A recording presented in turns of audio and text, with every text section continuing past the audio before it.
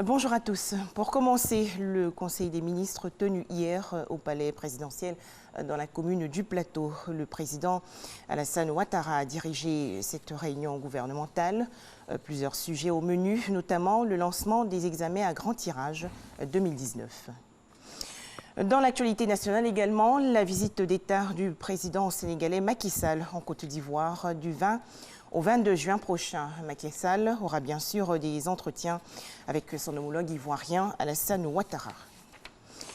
La Côte d'Ivoire et le Sénégal, deux pays de l'Afrique de l'Ouest désireux de renforcer leurs relations économiques et commerciales. Abidjan et Dakar entretiennent en effet des relations depuis 1971. On fait le point avec Herman Guivet. La Côte d'Ivoire, un pays bien connu par Macky Sall, le président sénégalais pour y avoir séjourné à plusieurs reprises. Tenez, en mars 2016, il était à Abidjan et à Grand-Bassam pour exprimer son soutien au président Alassane Ouattara et au peuple ivoirien suite à l'attaque terroriste survenue à Grand-Bassam le 13 mars de la même année.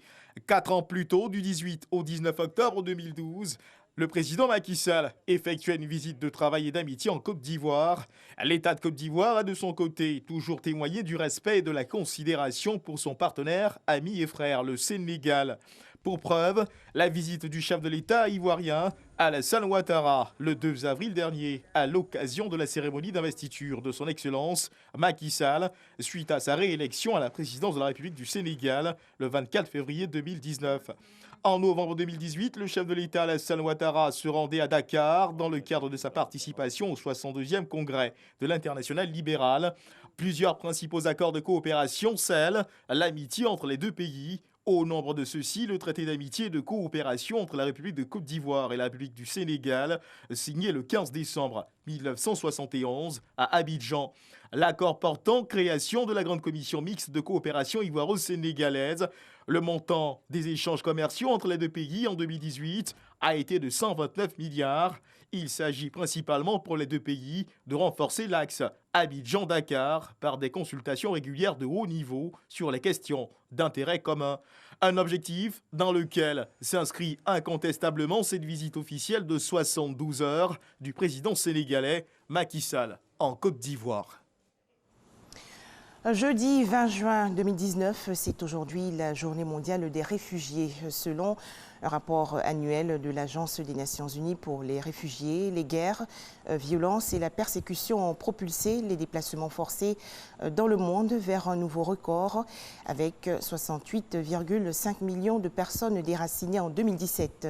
La journée mondiale des réfugiés veut amener la communauté internationale à se montrer solidaire avec les réfugiés. En Côte d'Ivoire, la déclaration du gouvernement est lue par le ministre en charge des Affaires étrangères, Marcel Amontano. Un drame hier dans la commune de Yopougon. Plus de 300 maisons en bois sont complètement parties en fumée dans un incendie survenu en zone industrielle au quartier en 2000. Heureusement, pas de perte en vie humaine. Les sapeurs-pompiers se sont déployés pour circonscrire les flammes. Les causes de ce sinistre sont encore inconnues. Direction à présent la Mauritanie, où la campagne électorale s'achève aujourd'hui à minuit. En attendant, les 6 candidats mettent les bouchées doubles pour boucler leur programme.